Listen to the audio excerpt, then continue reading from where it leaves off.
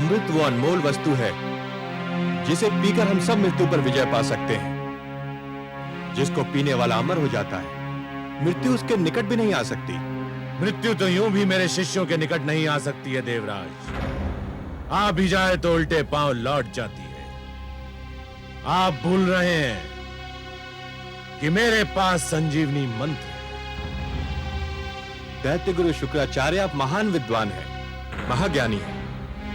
संजीवनी मंत्र ने आपको इतना शक्तिशाली बना दिया है कि कोई आपके समक्ष सिर नहीं उठा सकता। फिर भी क्या मैं आपसे एक बात पूछ सकता हूं? अवश्य पूछिए देवराज, मैं आपको निराश नहीं करूंगा। यह सत्य है कि संजीवनी मंत्र के कारण दानव मृत्यु के भय से मुक्त हो चुके हैं। उन्हें मृत्यु आ भी जाए तो आप उन्हें पुनर्जीवन प्रदान कर देंगे। परंतु यदि आपको कुछ हो गया तब क्या होगा दैत्य गुरु? आप कहना क्या चाहते हैं देवराज?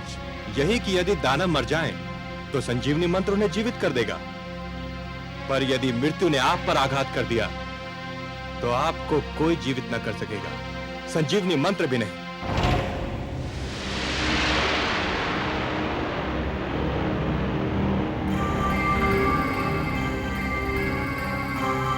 आपको तो भली भांति स्मरण होगा कि भगवान शिव ने क्या कहा था। कदाचित आप भूल गए हो तो मैं स्मरण करा दूं कि भगवान शिव ने कहा था कि यह संजीवनी मंत्र एक कल्प में एक ही बार केवल एक ही व्यक्ति को दिया जा सकता है।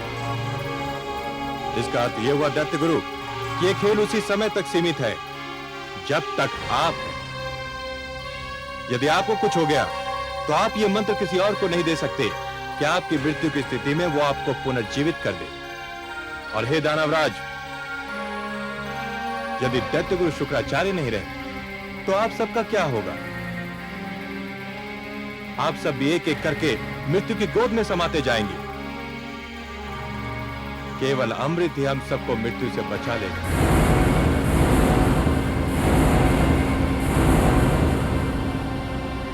आपके तर्क में तथ्य है देवराज, किंतु हमें अमृत कैसे प्राप्त होगा देवराज? मैं पूरी योजना लेकर उपस्थित हुआ हूं। अमृत समुद्र मंथन द्वारा प्राप्त होता है, पर समुद्र मंथन एक बहुत विशाल अभियान है। पूरे समुद्र को मथना कोई परिहास नहीं है, वो भी इस स्थिति में जब मंदर पर्वत जैसी मथानी होगी और वासुकी नाग की डोरी। यह तो वास्तव में बहुत कठिन और महान अभियान होगा। आप ठीक समझे दानवराज, ये कठिन और महान कार्य अकेले दम न हम कर सकते हैं और ना आप। हम दोनों मिलकर ही इस विशाल अभियान को सफल बना सकते हैं। परंतु यह स्मरण रखिए कि अमृत की प्राप्ति है, वो बहुत आवश्यक है। मैं इस आवश्यकता के विषय में भी जानना चाहूंगा देवराज। अमृत हम सबको अमर कर देगा। जब आपको यह विश्वास होगा कि हम अमृत पान के उपरांत मर नहीं सकते और हम भी यह जान लेंगे कि हमारे अस्त्र शस्त्र आपका कुछ नहीं बिगाड़ सकते, तो युद्ध निरर्थक होकर रह जाएगा। अमृत केवल मृत्यु का ही नहीं, युद्ध का भी अंत होगा। गुरुदेव, मेरे विचार में यह प्रस्ताव स्वागत योग्य है। इस प्रस्ताव की महानता को नकारा नहीं जा सकता गुरुदेव। हमें देवताओं की बात मान लेनी चाहिए, हमें देवताओं की बात मान लेनी चाहिए।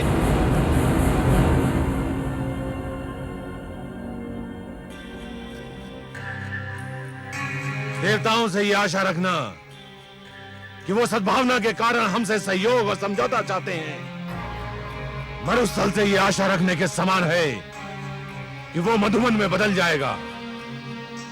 ये मित्रता, ये सहयोग की भावना, ये समझौते की इच्छा देवताओं के मन में अचानक कहां से जाग उठी देवराज? ठोकर खाने वाले ही संभलने की चेष्टा करते हैं दैत्य गुरु। पराजय हमारे लिए वो ठोकर सिद्ध हुई जो हमें संभलने पर विवश कर रही है। सच तो यह है कि हम बार बार के युद्ध से ऊब गए हैं। दानवराज, क्या मैं समझूं कि आपने प्रस्ताव स्वीकार कर लिया है? मुझे देवताओं पर तनिक भी विश्वास नहीं है, परंतु देवराज आपके इस तर्क ने मुझे निरुत्तर कर दिया है कि मैं संजीवनी मंत्र से सबको जीवित कर सकता हूं, परंतु स्वयं को नहीं। मेरी मृत्यु की स्थिति में मेरे शिष्यों का भविष्य अंधकार में डूब जाएगा। अपने शिष्यों के हित के लिए मुझे आपका प्रस्ताव स्वीकार करने में कोई आपत्ति नहीं है।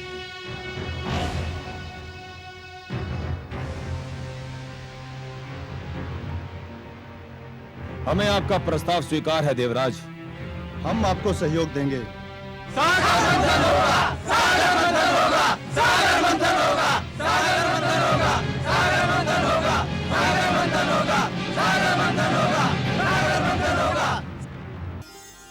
पक्षीराज,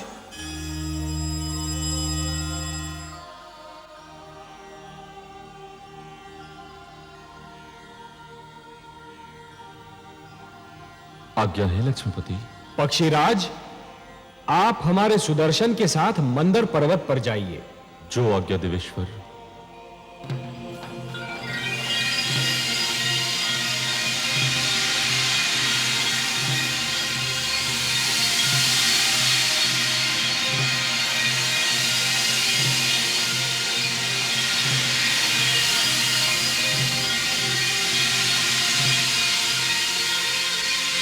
हे सुदर्शन, आप पक्षीराज के साथ मंदर पर जाइए और मंदर पर्वत को जड़ से काट दीजिए। और हे पक्षीराज, मंदर के जड़ से कट जाने पर आप उसे हमारे पुष्पक से बांधकर सागर तट पर ले आइए और फिर हमारे अगले आदेश की प्रतीक्षा कीजिए। मैं आपके आदेश की प्रतीक्षा करूंगा देवेश्वर।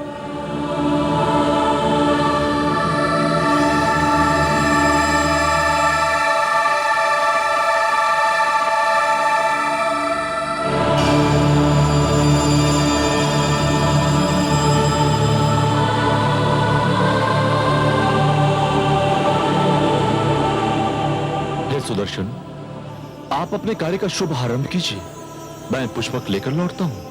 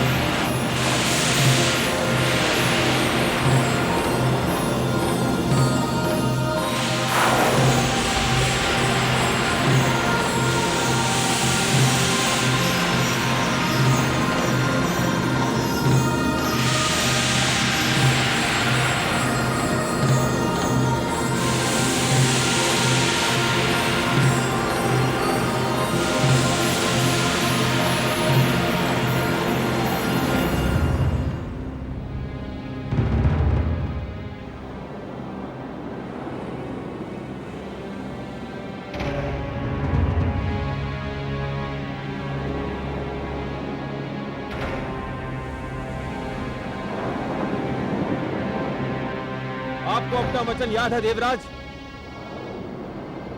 आपने कहा था सागर मंथन से जो भी निकलेगा वो आपके और हमारे मध्य समानता से बांटा जाएगा।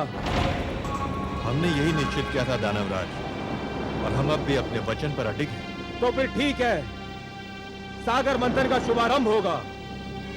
पक्षीराज जैसे ही मंदर पर्वत लेकर आएंगे, मंथन आरंभ कर दिया जाएगा।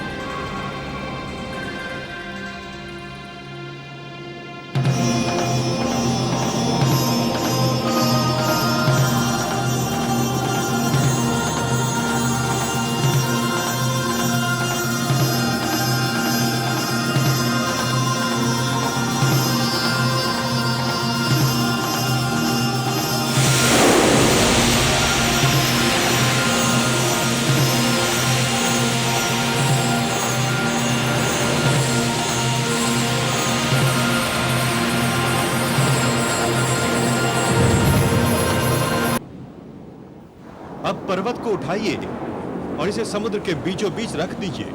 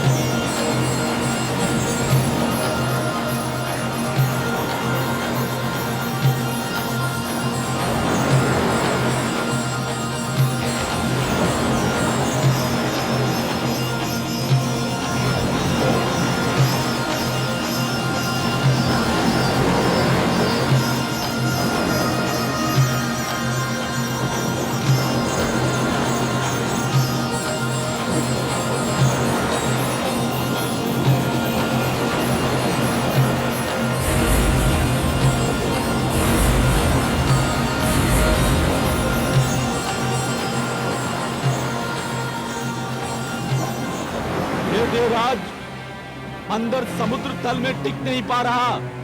यदि इसे समुद्र के नीचे कोई ठोस वस्तु ना मिली तो ये डूब जाएगा। इसे कोई ठोस आधार चाहिए। तो फिर मंथन कैसे होगा देवराज? कोई उपाय तो करना ही होगा। हम इतने बड़े आकार की कोई ठोस वस्तु कहाँ ढूंढने जाएंगे जिस पर मंदराचल टिक सके? मेरी तो बुद्धि काम नहीं करती। हमें कोई ठोस चट्टान तो ढूंढनी ही होगी। यह जटिल कार्य तो आप देवताओं को ही सुहाएगा। हमें अनुमति दीजिए। दानवराज ठीक कह रहे हैं, हमारे पास नष्ट करने को समय नहीं है। चलो दानवीरो, हो चुका सागर मंथन। ठहरिए दानवराज। देवराज, हम ठहर कर क्या करेंगे? मंथन तो संभव नहीं है। समुद्र मंथन यदि इतना सरल होता, अमृत का मिलना यदि इतना सहज होता दानवराज, तो यह कार्य कब का हो चुका होता।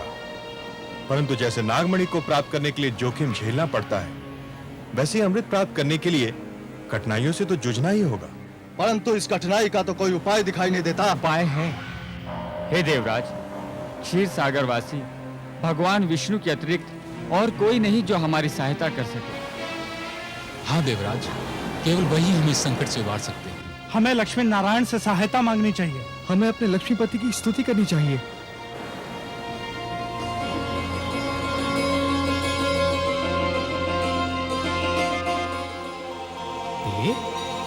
धरती से पुकार उठ रही है। मुझे बुलाया जा रहा है। हाँ कमल नयन, संकट बढ़ रहा है। मंथन असंभव सा लगने लगा है। और यदि मंथन नहीं हुआ तो जीवन संकट में घिर जाएगा। देवता अमृत से वंचित रह जाएंगे और दानव संस्कृति की जीत हो जाएगी। परंतु हे कमल नयन, मंथन कैसे होगा? मंदराचल तो समुद्र में डूबा जा रहा है। उसे स्थिर करने के लिए कोई महान ठोस वस्तु मिलेगी कहां से भला? प्रिय, मैं धरती और जीवन का पालक हूं। धरती और जीवन की रक्षा करना मेरा कर्तव्य है। मैं मंदराचल को अपनी पीठ पर रोक लूंगा। आप मंदराचल को अपनी पीठ पर रोकेंगे? हाँ प्रिय, मैं कूर्म का रूप धारण करूंगा। यह मेरा कूर्मा अवतार होगा। दूसरा अवतार, मंदर पर्वत मेरी पीठ पर टिक जाएगा और फिर समुद्र मंथन में कोई कठिनाई ही नहीं होगी। परंतु हे कमल नयन, आपने तो कहा था कि आप मानव लोक पर उसी समय जाएंगे जब मानव कल्याण को कोई संकट होगा। ये तो देवताओं और दानवों का झगड़ा है। इसमें हस्तक्षेप करने के लिए आपको अवतार लेने की क्या आवश्यकता है?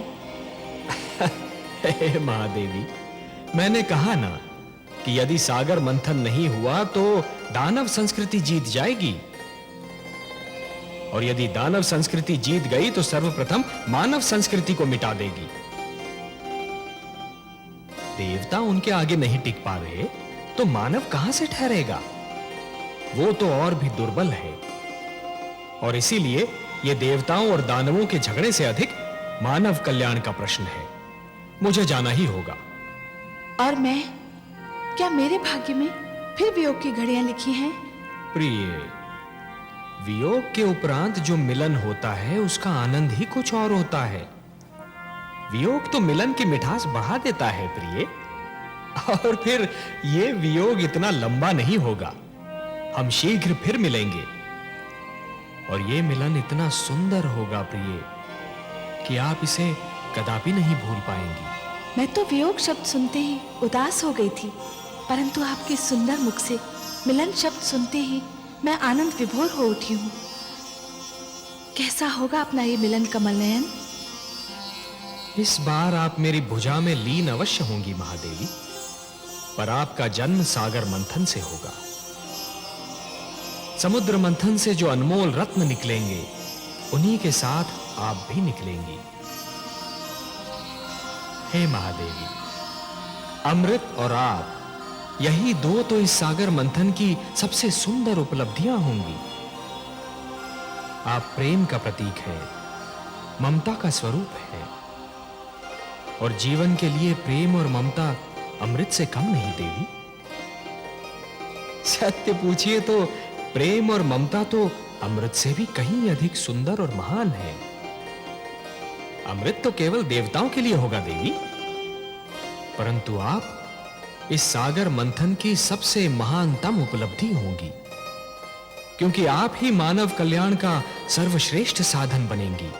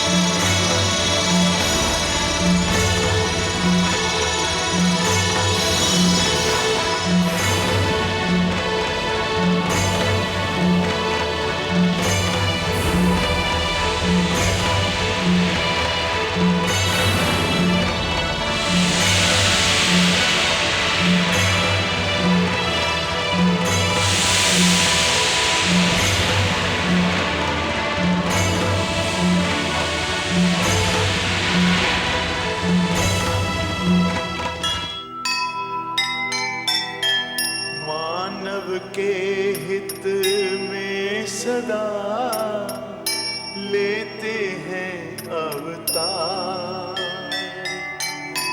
सागर मंथन का लिया नारायण ने भार। लीलाधर भगवान की लीला बड़ी अनूप। धरती के कल्याण को लिया कुर्म का रूप। लिया कुर्म का रूप।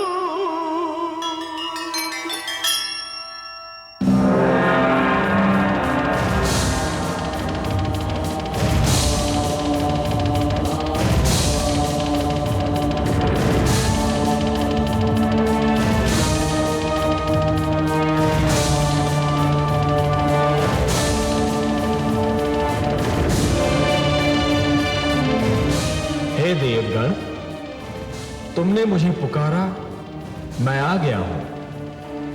ये कूर्म नहीं, स्वयं मैं हूं। मैं सागर तल में जा रहा हूं देवगण। मैं मंदराचल को अपनी पीठ पर धारण करूंगा। फिर मंदराचल कदापि नहीं डूबेगा और तुम देव और दानव सरलता से सागर मंथन कर सकोगे।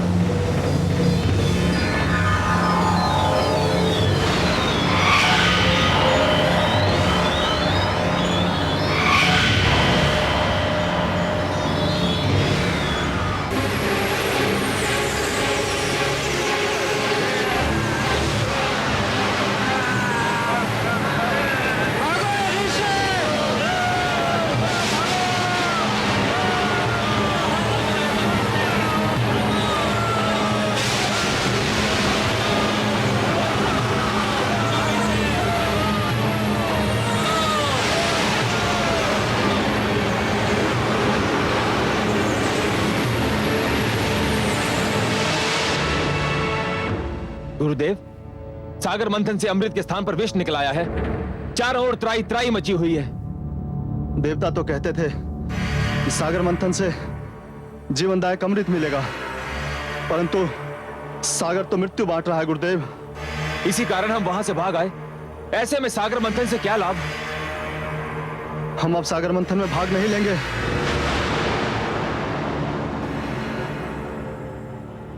मूर्खता मत दिखाओ। तुमने ये कैसे मान लिया कि सागर मंथन से केवल अमृत निकलेगा, और वो भी सबसे पहले?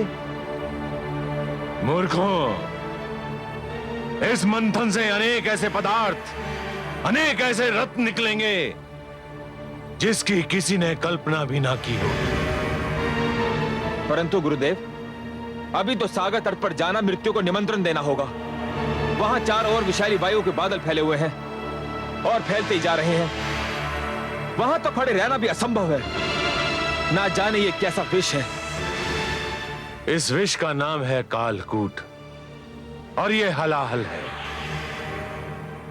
परंतु तुम क्यों चिंता करते हो? मेरे पास भी संजीवनी मंत्र है, और मैं तुम्हें मरने नहीं दूंगा।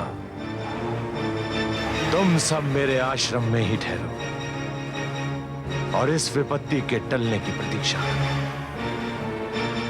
तुमसे अधिक तो देवता चिंतित होंगे, क्योंकि देवताओं के लिए मंथन और अमृत तुम्हारी तुलना में अधिक महत्व रखता है। अब देखना है कि वो इस विपत्ता को टालने के लिए क्या उपाय करते हैं। जो आज्ञा गुरुदेव।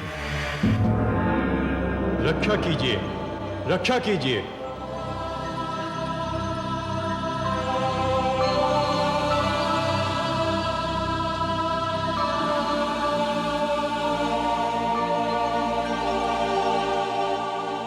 रक्षा कीजिए हे त्रिलोकीनाथ, आपकी सृष्टि संकट में है।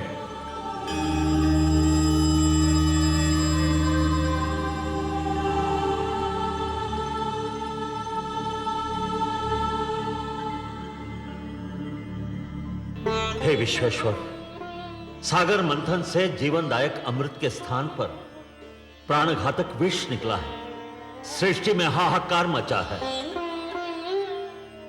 हे आदि प्रजापति, हे देवगण, जीवन को अमर बनाने के लिए मृत्यु से हर पग पर टकराना तो अवश्य पड़ता है। इसी संघर्ष में तो जीवन का सौंदर्य निहित है। जब शिशु माता के गर्भ में होता है तो उसे हर क्षण मृत्यु से संघर्ष करना पड़ता है। शिशु के जन्म से पूर्व माता भी जीवन और मृत्यु के इसी संघर्ष का अनुभव करती है। परंतु जैसे ही शिशु का जन्म होता है, समस्त सृष्टि मुस्कुराती है।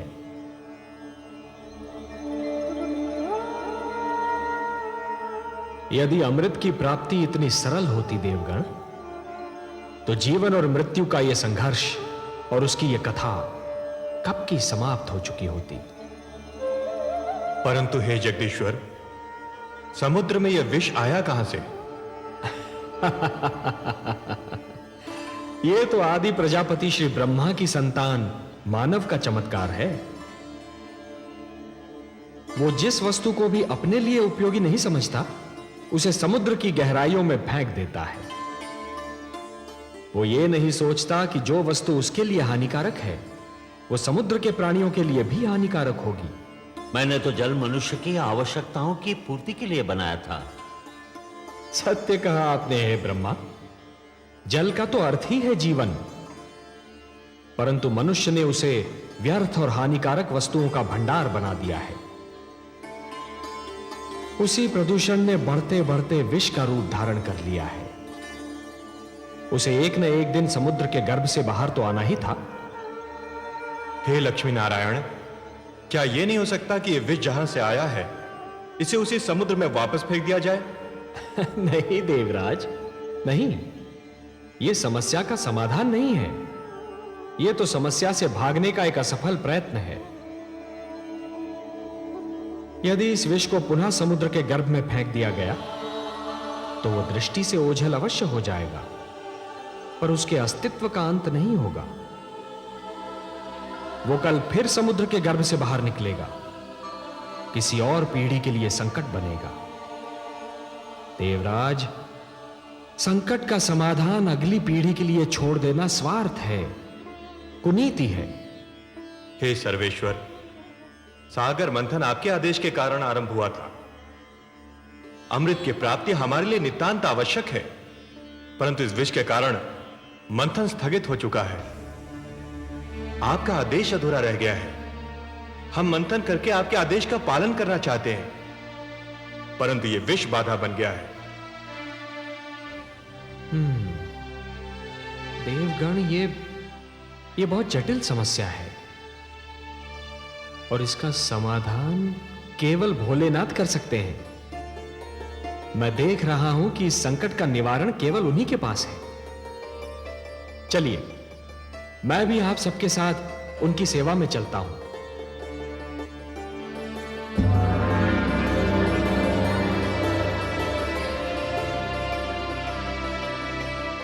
महादेव की जय हो।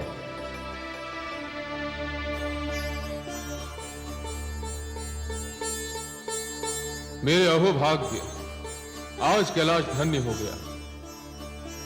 आज कैलाश को त्रिमूर्ति के ही नहीं, समस्त देवताओं के भी दर्शन हो रहे हैं। मैं आप सबको प्रणाम करता हूं। कैलाश पर आप सबका स्वागत करता हूं। हे देवाधिदेव, हे महादेव, सृष्टि पर संकट की छाया गहरा रही है। संकट? हाँ भोलेनाथ, संहार करता तो आप हैं, परंतु आज आपकी इच्छा के बिना मानव जीवन पर संहार का प्रारंभ हो गया है। देवता और दानव मिलकर अमृत की प्राप्ति के लिए समुद्र मंथन कर रहे थे, परंतु इस मंथन की सर्वप्रथम भेंट कालकूट विष सिद्ध हुई है। अब यह विष समस्त सृष्टि के लिए संकट बना हुआ है। समस्या यह है कि इस विष के प्रभाव से यदि दानवों की मृत्यु हुई तो दैत्य गुरु शुक्राचार्य आपके दिए हुए संजीवनी मंत्र की शक्ति से उन्हें पुनर्जीवित कर लेंगे। श्री विष्णु की कृपा से देवताओं की भी सुरक्षा हो जाएगी, पर इस विष के दुष्प्रभाव से मेरी संतान, मेरा निर्दोष मानव समाप्त हो जाएगा। इसीलिए मैं आपसे विनती करता हूं कि हमारी सहायता कीजिए। हे महादेव, कालकूट विष सारे विश्व को अपनी लपेट में ले रहा है। हम पर कृपा कीजिए, इस संहारक विष को नष्ट कीजिए। देवराज, संहार करता तो केवल मैं हूं। विष भी मेरा ही आविष्कार है। विष मेरे लिए संहार करने का शस्त्र है और किसी भी विष को नष्ट नहीं किया जा सकता। विष को रोका जा सकता है, विष को सीमित किया जा सकता है, विष के दुष्प्रभाव को समाप्त किया जा सकता है, परंतु विष को नष्ट नहीं किया जा सकता। और हां देवराज, संसार में कालकूट ही एकमात्र विष नहीं है। विष तो कटु वाणी में भी होता है, अश्लील विचारों में भी होता है। वाणी के विष को यदि कानों में ही रोक लिया जाए तो उसका प्रभाव हृदय तक नहीं पहुंचता, और अश्लील विचारों के विष को यदि मस्तिष्क में प्रवेश न करने दिया जाए तो वो चरित्र को हानि नहीं पहुंचा सकता।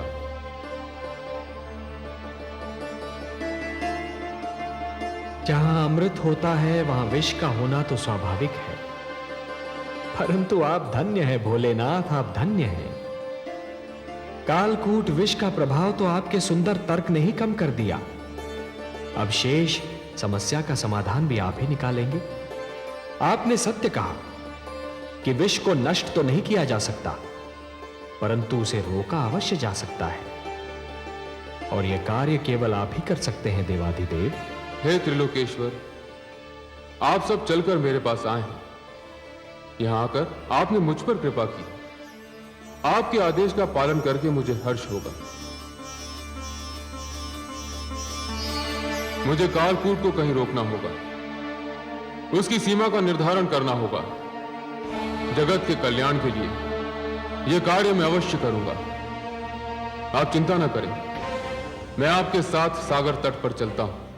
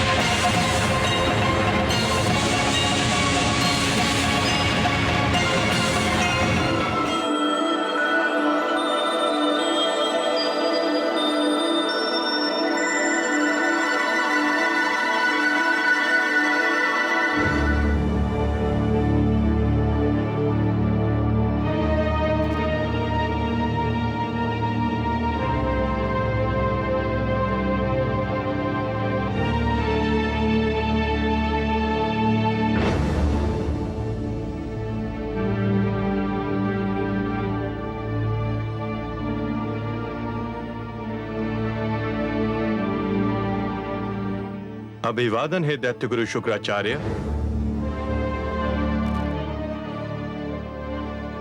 कालकूट का संकट टल गया। श्री शिव शंकर ने कृपा की और उसे अपने कंठ में रोक लिया।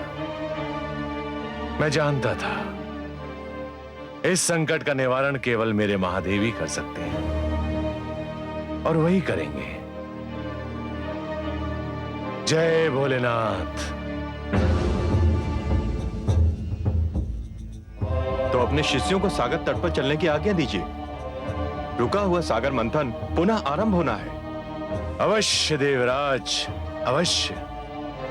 आप चलिए, मेरे शिष्य थोड़े समय में आपसे आ मिलेंगे। तो सागर तट पर पुनः भेंट होगी।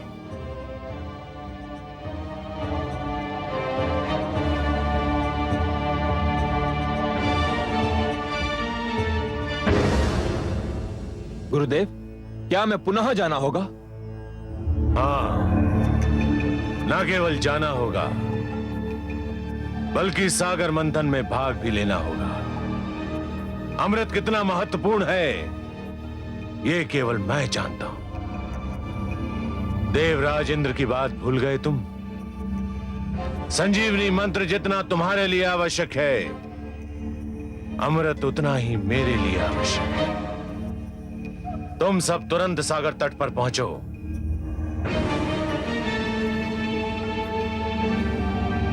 स्वर भानु, तुम मेरे शिष्यों के साथ जाओ और मेरे आदेश को ध्यान में रखकर उनकी हर क्रिया पर दृष्टि रखो। जो आज्ञा गुरुदेव।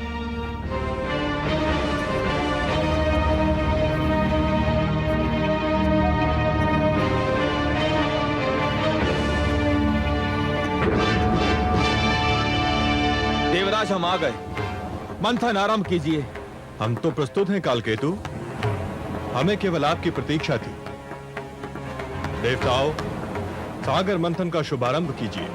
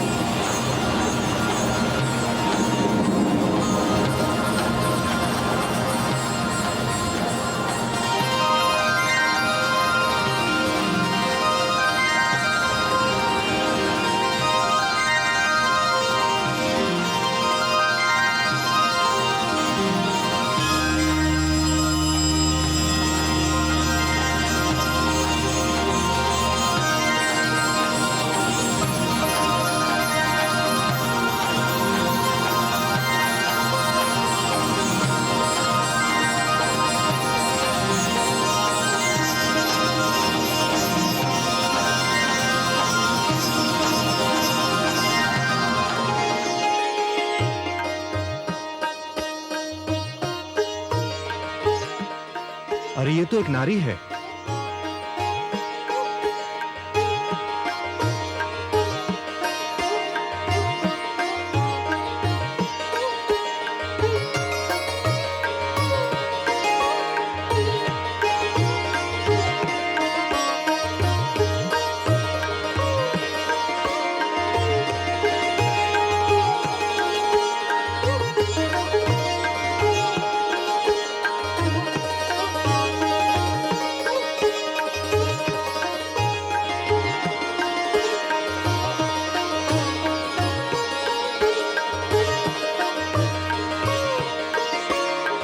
हर्षल, इतनी सुंदर नारी कभी देखी थी पहले?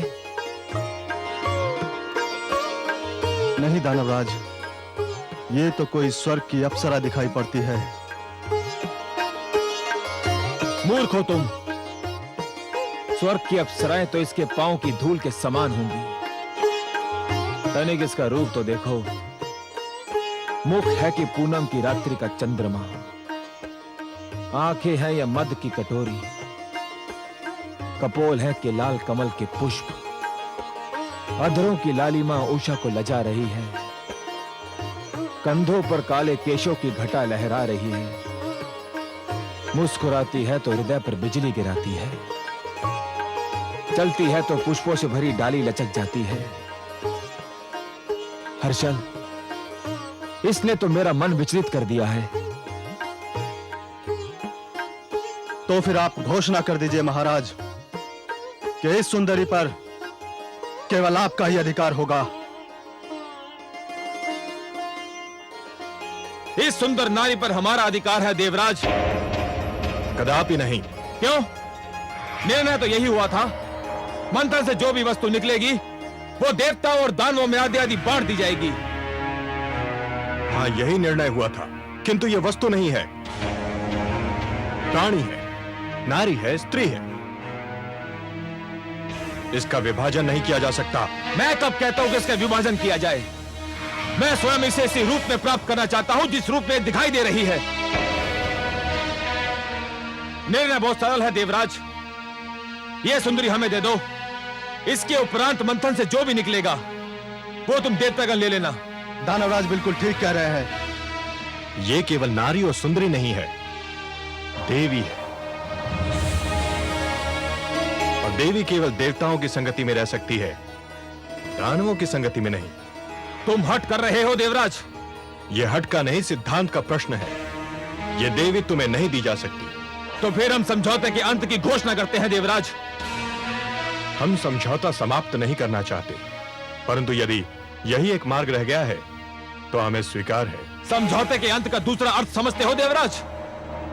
समझौते का अंत युद्ध का आरंभ होता है। अब हमारी भेंट युद्ध क्षेत्र में होगी। आपकी इच्छा दानवराज, तुम हमें युद्ध के लिए तैयार पाओगे।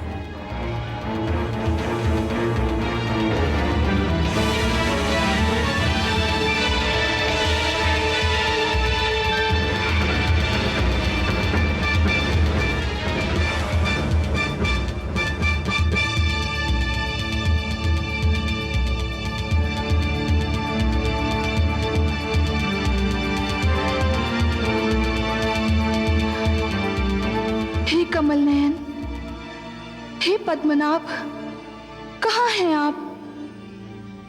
मुझ विरह की मारी पर कृपा कीजिए। मेरी आंखें आपके दर्शन को तरस रही हैं। मेरी आत्मा आपको पुकार रही है। दर्शन दीजिए भगवान। मेरी आत्मा की पुकार सुन लीजिए।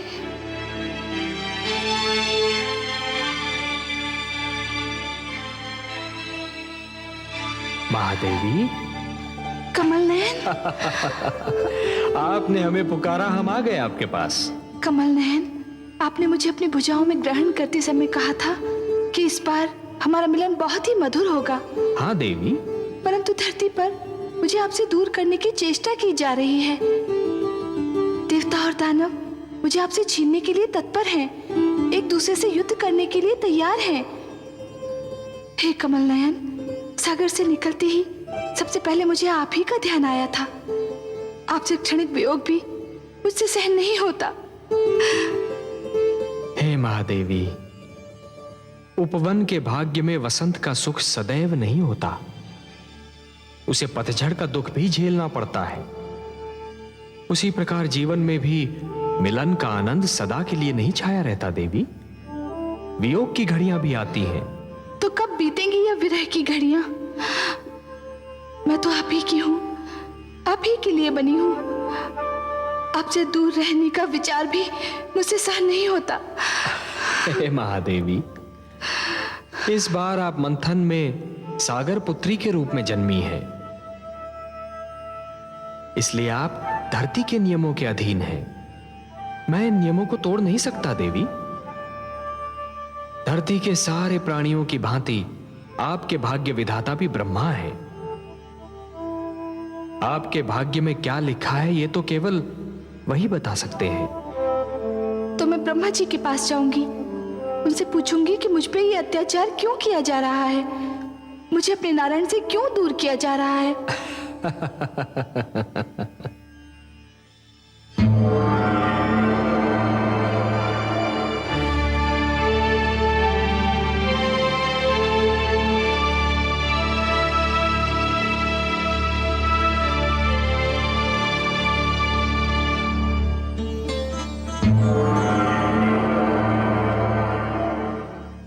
हे ब्रह्मा, हे आदि प्रजापति, हे विधाता, मेरा जीवन कांटों की शैया बन गया है। विरह की अग्नि मेरे तन मन को फूंक रही है। हे विधाता, आप तो जानते ही हैं, मेरा मन नारायण के चरण कमल में वास करता है। उनकी भुजा ही मेरा घर है।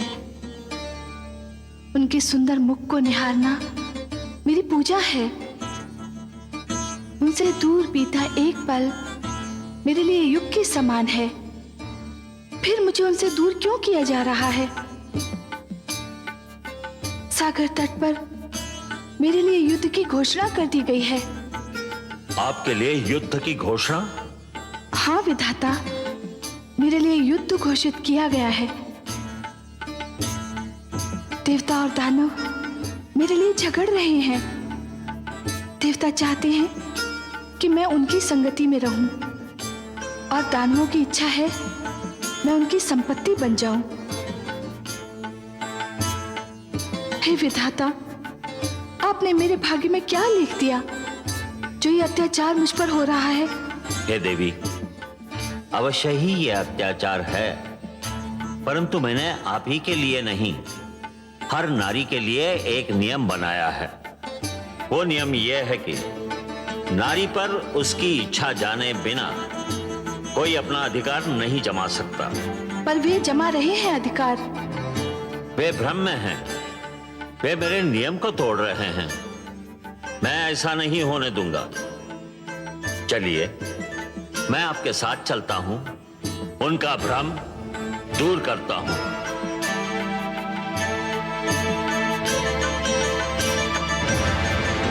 देवताओं, ध्यान रहे कि समझौता तोड़ने की स्थिति तुमने बनाई थी, हमने नहीं। हम तो अब भी कहते हैं सागर मंथन से जन्मी सुंदरी हमें दे दो, हमारा समझौता बना रहेगा। यह संभव नहीं कालकेतु, हम तुम्हारी ये मांग नहीं मान सकते। इसके लिए यदि युद्ध होता है तो हमें कोई चिंता नहीं।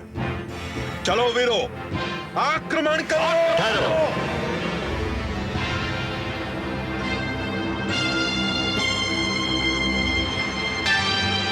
दोनों पक्ष इस नारी को प्राप्त करने के लिए झगड़ रहे हैं, पर किसी पक्ष ने इस नारी से यह पूछने का कष्ट किया कि स्वयं इसकी इच्छा क्या है? यह नारी की इच्छा का प्रश्न नहीं है ब्रह्मदेव, यह समझौते के सिद्धांत के आदर का प्रश्न है। नहीं, यह हर स्त्री के अधिकारों का प्रश्न है। अपने लिए किसी को स्वीकार या अस्वीकार करने का निर्णय केवल नारी कर सकती है। स्त्री कोई वस्तु नहीं जिसे बांट लिया जाए। समुद्र मंथन से निकली ये नारी मेरी सहोदरा है, मेरी बहन है। ये सागर पुत्री किसे स्वीकार करेगी, इसका अधिकार मैं इसी को देता हूं। आज मैं एक नई प्रथा के शुभारंभ की घोषणा करता हूं। यह स्वयंवर की प्रथा होगी। स्वयंवर? हाँ, स्वयंवर, जो हर नारी का अधिकार होगा। अपनी इच्छा से अपनी पसंद का वर चुनने का अधिकार। इस सागर पुत्री के हाथों में एक पुष्पमाला होगी। यह पुष्पमाला इसके मन की इच्छा की प्रतीक होगी। फिर यह सागर पुत्री जिसके गले में यह माला डाल देगी, समझा जाएगा उसी को इसने अपना वर चुन लिया। मैं समस्त देवता और दानव समाज को इस सागर पुत्री के स्वयंवर समारोह में भाग लेने का निमंत्रण देता हूं।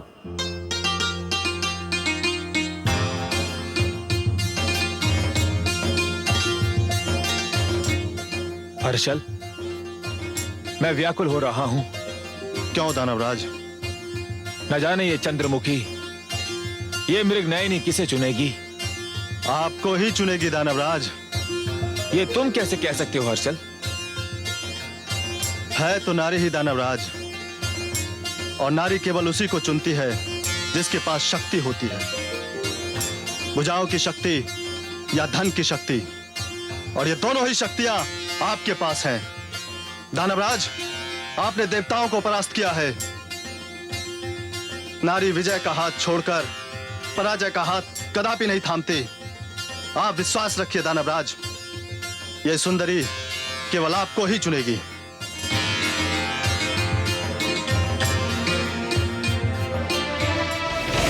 हे ब्रह्मा,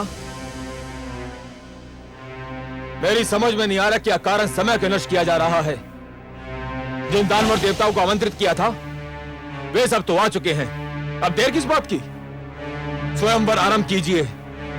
हे अतिथिगण, आज सृष्टि में एक नई प्रथा की नींव डाली जाने वाली है, जिसका नाम स्वयंवर है।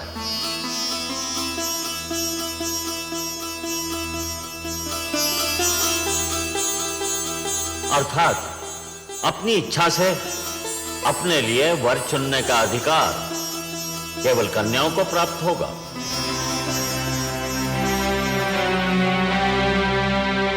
सागर पुत्री के हाथों में जो पुष्पमाला है,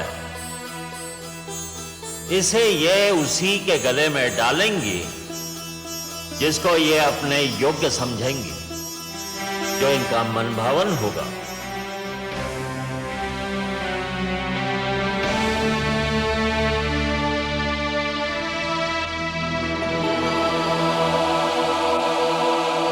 हे सागर पुत्री, आपको ये माला यहां उपस्थित अतिथियों में से किसी एक के गले में डालनी ही होगी। और हे अतिथिगण, आप भी जान ले, सागर पुत्री के चुनाव को कोई चुनौती नहीं दे सकता।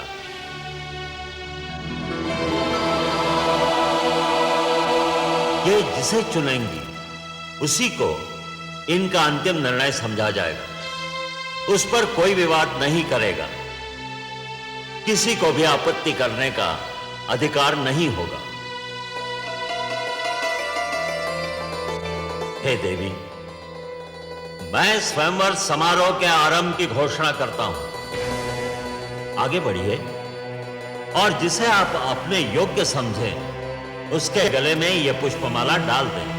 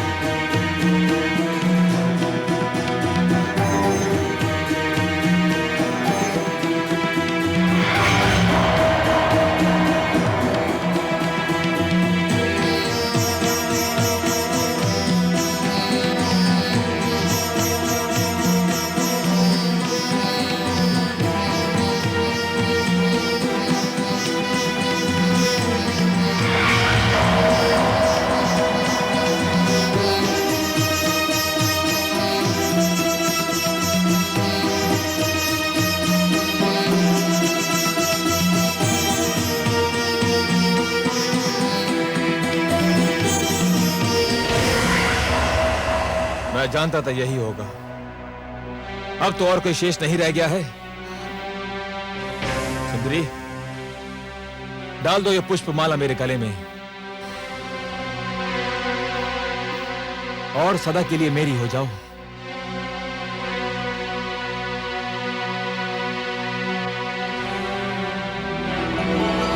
सुंदरी, इतना विलंब क्यों?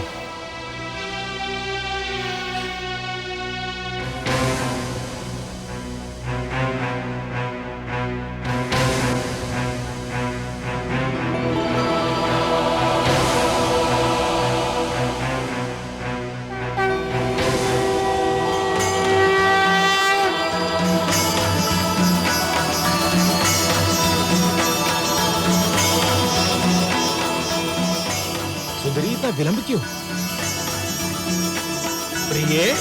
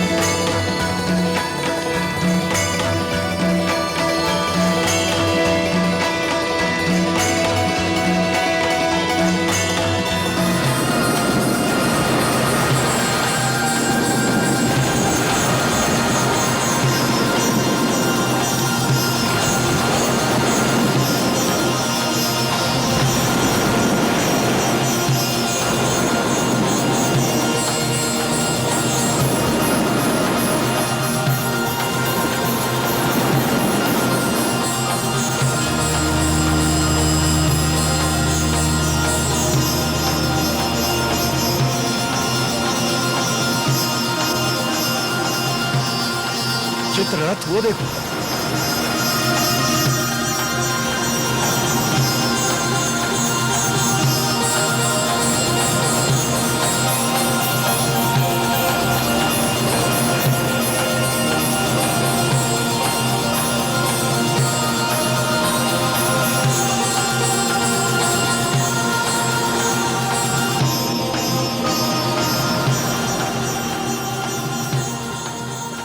उस कलश में अवश्य ही अमृत होगा। अमृत? अमृत?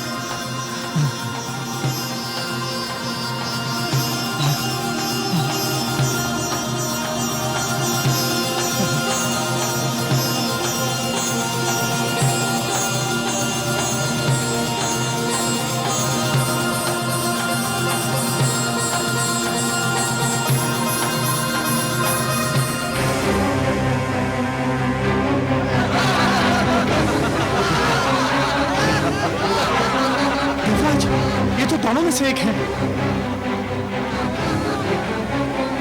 हमारे साथ धोखा हुआ है।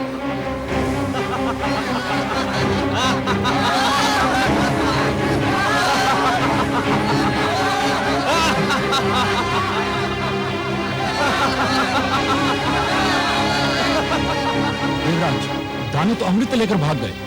अब तो संजीवनी मंत्र उनके गुरु के पास है और अमृत उनके हाथों में। यह तो सर्वनाश हो गया देवराज। हमारे साथ भयंकर छल हुआ है। अब क्या होगा?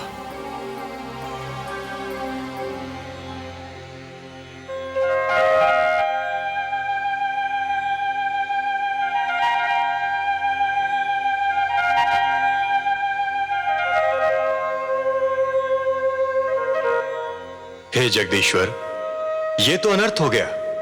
दानव अमृत कलश लेकर भाग गए। संजीवनी और अमृत दोनों की शक्ति पाकर तो वे समस्त सृष्टि का सर्वनाश कर डालेंगे। असंभव, यह असंभव है देवराज। यदि संसार पर दानव संस्कृति का राज हो गया तो सृष्टि की रचना का सारा उद्देश्य ही समाप्त हो जाएगा। सृष्टि की रचना तो सुंदर विचारों के पनपने के लिए, शांति की सुगंध फैलाने के लिए और मानव को उन्नति के शिखर तक पहुंचाने के लिए की गई है। नहीं देवेंद्र, नहीं। धरती पर दानवी विचारों के लिए कोई स्थान नहीं है। दानव संस्कृति का उत्थान सृष्टि के सौंदर्य का अंत होगा और मैं यह कदापि नहीं होने दूंगा देवेंद्र। आप चिंता न कीजिए, अमृत पर केवल देवताओं का अधिकार है और अमृत कलश को आप तक पहुंचाना मेरा उत्तरदायित्व। हे त्रिलोकीनाथ, आप चाहें तो क्या नहीं कर सकते। यह आशा लेकर ही तो हम आपके चरणों में उपस्थित हुए हैं।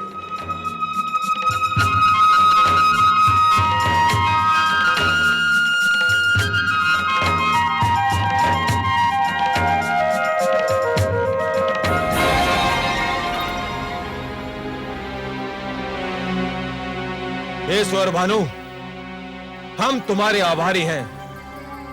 आज तुम्हारे कारण देवताओं को ज्ञात हो गया कि यदि हम दानव छल पर उतर आए तो देवता हमारे आगे ठहर नहीं सकते।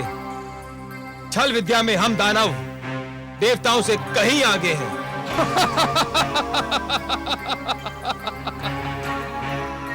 मुझे तो गुरुदेव ने भेजा ही इसी उद्देश्य से था कि मैं अमृत को देवताओं के हाथों में ना पड़ने दूं।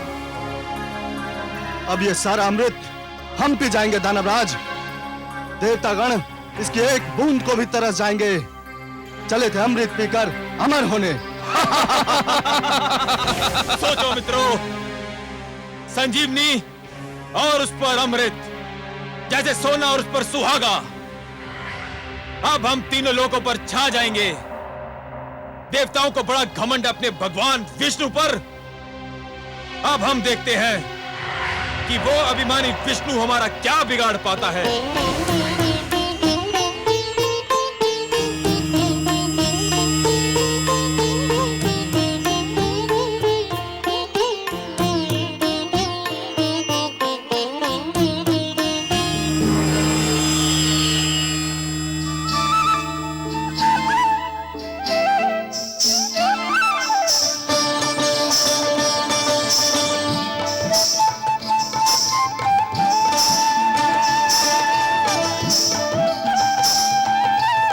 कलश स्वर भानु और अमृत का वितरण आरंभ करो।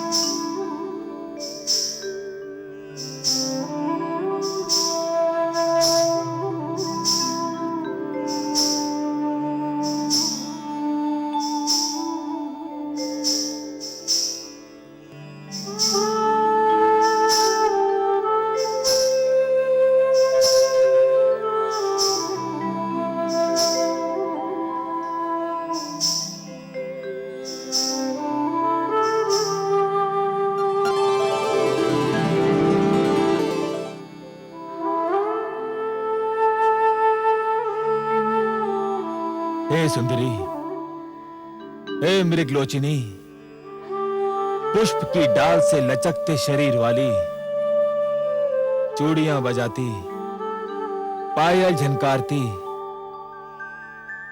हमारे मन पर बिजली गिराती। किस लोक की वासी हो तुम और क्या नाम है तुम्हारा? मेरा नाम मोहिनी है। मोहिनी नहीं, मनमोहिनी कहो। सुंदरी, तुमने तो पहली झलक में हमारे मन मोह लिए। मन करता है तुम्हारे चरणों में अपना तन मन बिछा दूं, तुम्हारी बल खाती काया पर पूरा दानव लोक लुटा दूं। इतने सुंदर स्वरूप से हमारे मन को छलने वाली, तुम्हारे दर्शन पाकर हमारे नेत्र धन्य हो गए। यद्यपि तुम्हारा आना मेरे लिए सौभाग्य और गर्व की बात है, परंतु मेरे सभागार की शोभा बढ़ाने का उद्देश्य क्या है?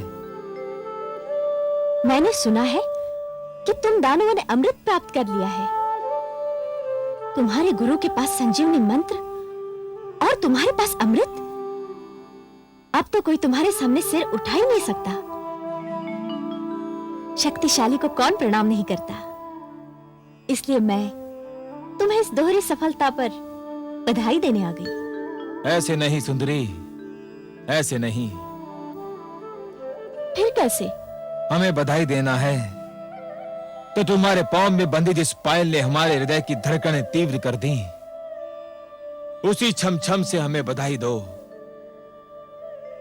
तुम्हारी जिस बोली ने हमारे मन की वीणा के तारों को छेड़ दिया, उसी बोली द्वारा हमें बधाई दो। अपने सुंदर मुखड़े को दमका के, अपनी कंचन काया को लचका के हमें बधाई दो। तुम जैसे महाशक्तिमान की इच्छा पूरी न करूं, मुझ में यह साहस नहीं।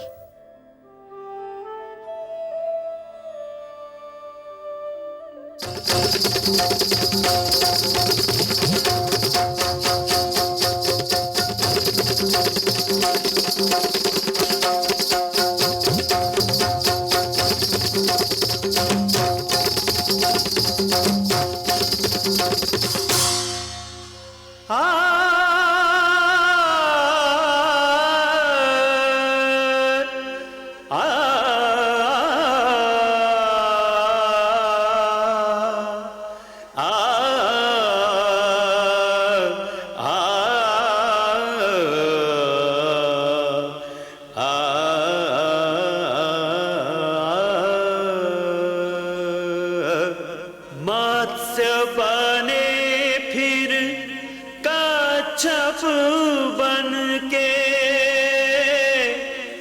किया पाप संहार।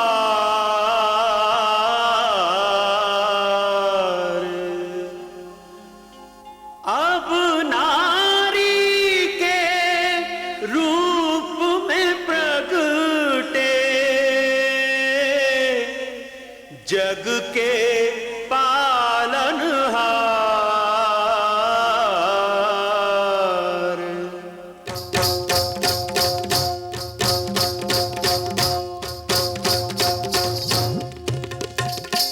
देखो आज लियो हरि रूप मोहनिया, आज लियो हरि रूप मोहनिया, जो इस जग को नाच नचाए, जो इस जग को नाच नचाए। देखो उस नटवर ने बांधी पैंजनिया, जनक जननन झुमक छननन, जनक जननन झुमक छननन। देखो आज लियो हरि रूप मोहनिया। निसा निसा रे सारे पग मरे सा निसा रे धा नि पम ग म नि द प नि सा रे पग मरे सा निसा रे मरे सा निसा रे मरे सा निसा।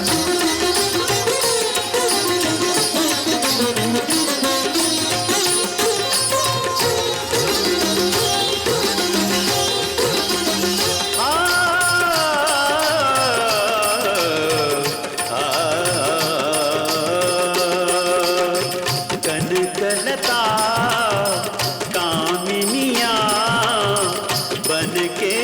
दामिनी दम के छलियों को छलने को मोहक रमणी बनके हृदयों को व्याकुल कर मदमाते नैनन से नैन बाण मारत है आज चक्र को तज के देखो विश्व सजन भय आज सजनिया विश्व सजन भय आज सजनिया जो इस जग को नाच नचाए जो इस जग को नाच नचाए देखो उस नटवर ने बांधी पैंजनिया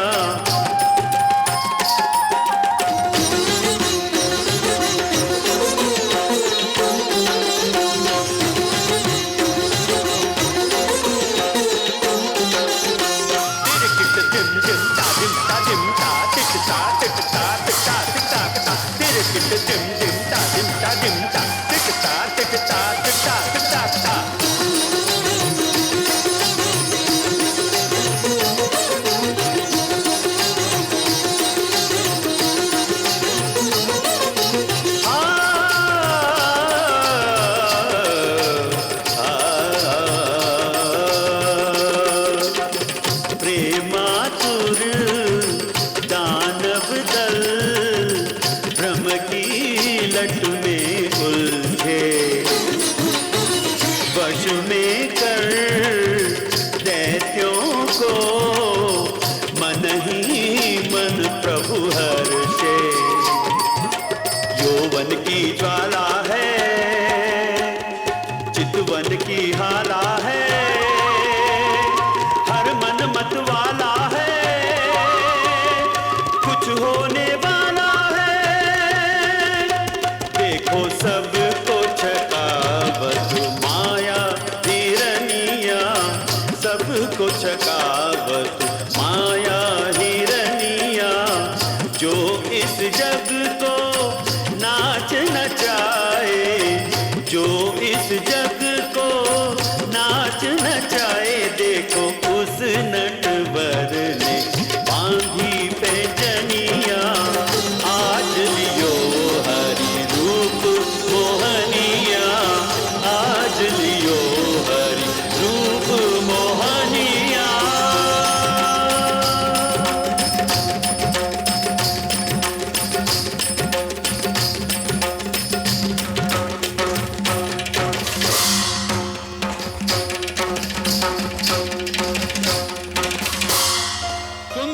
अति सुंदर। हे सुंदरी, अमृत पाकर हम बहुत प्रसन्न थे। तुम्हारा ये रूप, तुम्हारा ये छल बल, तुम्हारी ये मन को गुदगुदाती मुस्कान किसी अमृत से कम नहीं। यदि तुम ये अमृत हमें अपने हाथों से पिला दो तो इसकी मिठास और भी बढ़ जाएगी। तुम्हारे स्पर्श की मिठास अमृत में घुल जाएगी तो इसका स्वाद और भी बढ़ जाएगा। मैं आपकी आज्ञा कैसे टाल सकती हूँ दानवराज? परंतु क्या? हे दानवराज, जिस प्रकार धूप बिना छांव के महत्ता नहीं होती, दिन बिना रात्रि सुहानी नहीं लगती, उसी प्रकार आपकी सभा भी देवताओं बिना सूनी लग रही है। देवताओं बिना? भूल गए? सागर मंथन में वो आपके सहयोगी थे। परंतु वे हमारे शत्रु हैं, हम उनको क्यों बुलाएं? हे दानवराज, आप उन्हें इसलिए बुलाएं कि वे छोटे, आप महान हैं। वे अन्यायी हैं, आप न्यायप्रिय हैं। वे छलिए हैं, पर आप निश्चल हैं। न्याय कहता है कि इस अमृत पर उनका भी अधिकार है। निश्चलता कहती है कि आधा अमृत आप पिए और आधा वे। महानता कहती है कि छोटों को भुला देना भी छोटापन है।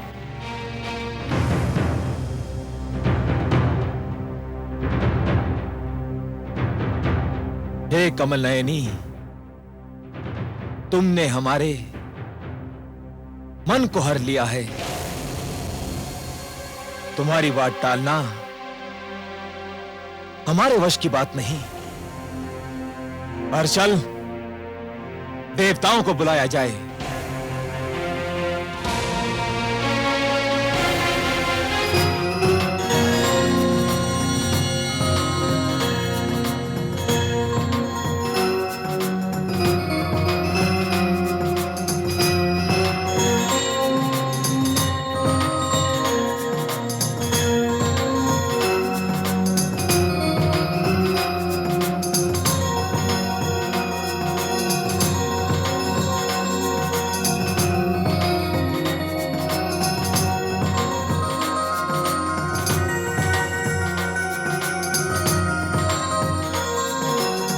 हे सुंदरी,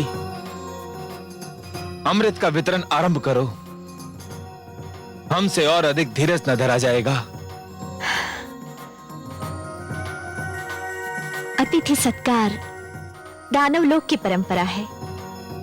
इस परंपरा को निभाने के लिए मैं पहले देवताओं को अमृत पान का अवसर दूंगी।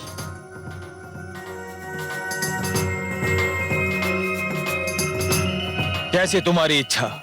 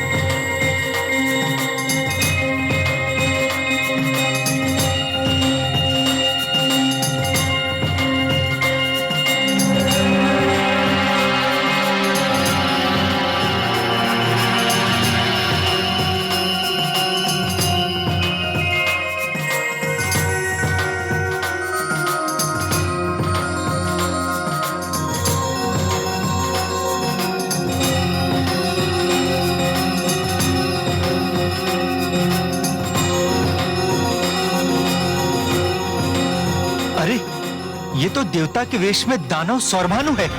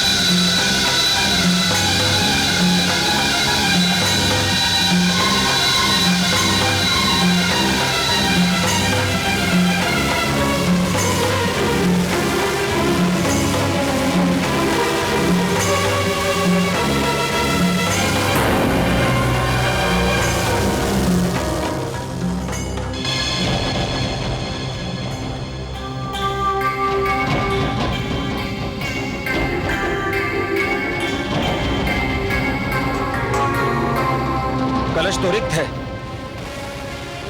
विष्णु ने सारा अमृत देवताओं को पिला दिया। छल, महाछल!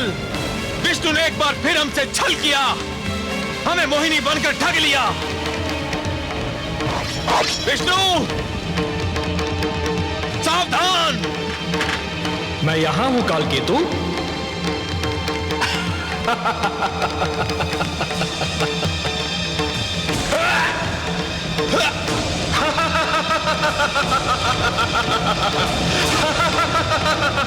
सावधान दानवराज, अब कुछ नहीं हो सकता। स्मरण है, हम अमृतपान कर चुके हैं। अमृतपान, हम सभी अमर हैं। अब तुम, तुम्हारे शस्त्र और तुम्हारी सेना हमारा कुछ नहीं बिगाड़ सकते, कुछ भी नहीं बिगाड़ सकते कालकेतु।